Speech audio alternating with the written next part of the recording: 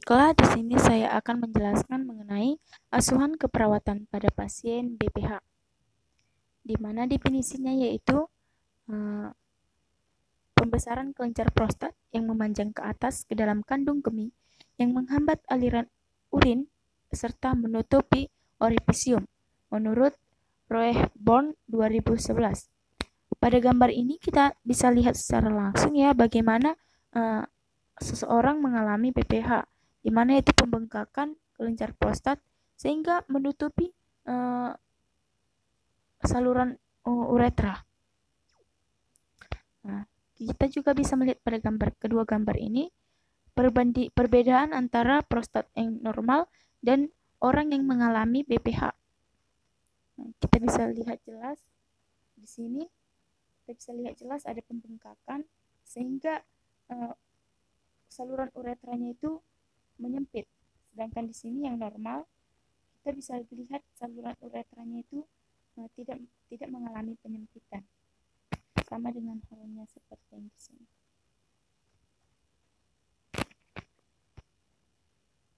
Etiologinya itu sampai sekarang belum diketahui secara pasti penyebab terjadinya BPH. Namun ada beberapa hipotesis yang diduga sebagai penyebab timbulnya hiperplasia prostat. Yang pertama itu proses penuaan dan adanya sirkulasi androgen yang membutuhkan perkembangan BPH.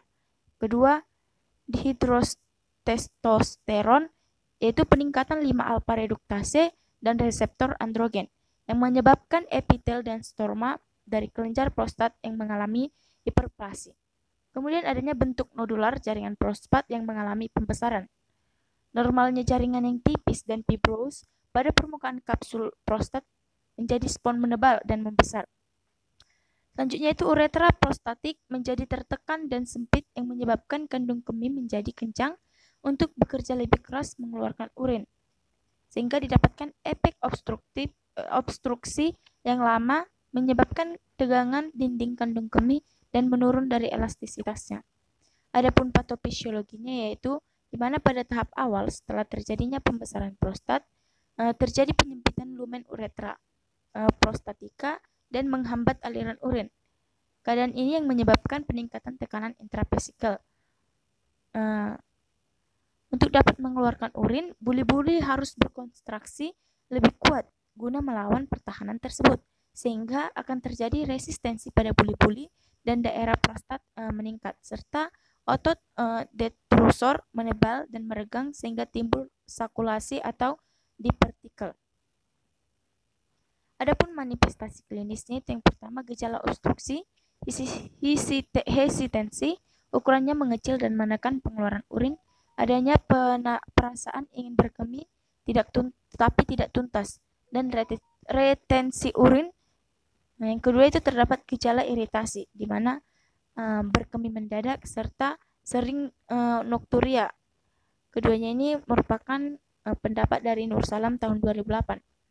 Adapun pemeriksaan diagnostik yang dapat dilakukan yaitu pemeriksaan rektal, pemeriksaan darah lengkap, urinalisis, residual urin, serum keratin dan BUN, urodinamik, serum PSA, USG, radiologis, sitoretroskopi.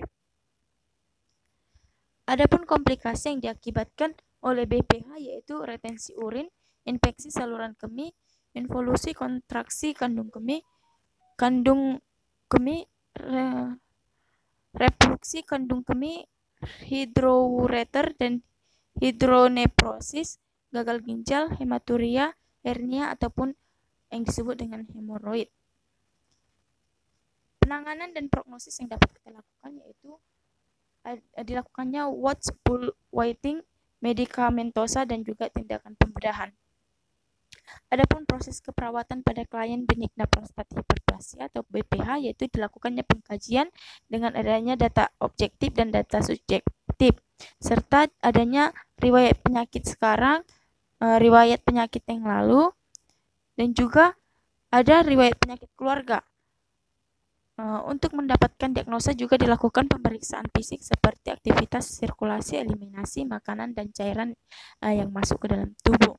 Kemudian dilakukannya tes diagnostik. Adapun diagnosa yang dapat kita ambil dari keperawatan yang muncul untuk pasien post-OP BPH yaitu nyeri akut yang berhubungan dengan spasmus kandung kemih dan insisi sekunder pada TURP. Kemudian gangguan pola tidur yang berhubungan dengan efek nyeri atau pembedahan, risiko cedera, tinggi cedera. Kemudian risiko tinggi cedera perdarahan yang berhubungan dengan tindakan pembedahan. Risiko tinggi disfungsi seksual berhubungan dengan ketakutan akan impoten akibat dari TURP. Risiko tinggi infeksi berhubungan dengan proses invasif alat selama pembedahan, kateter, iritasi kandung kemih. Kemudian cemas yang berhubungan dengan inkontinensia urin yang disfungsi seksual. Adapun perencanaan asuhan keperawatan dari diagnosa keperawatan yang kita dapat itu yang pertama nyeri akut yang berhubungan dengan spasmus kandung kemih dan insisi sekunder pada TURP, di mana yang dapat kita ambil outcomes-nya itu tingkat nyeri yang tujuannya itu untuk mengurangi rasa nyeri atau menghilangkan rasa nyeri, di mana intervensi yang dapat kita ambil yaitu kateterisasi urin.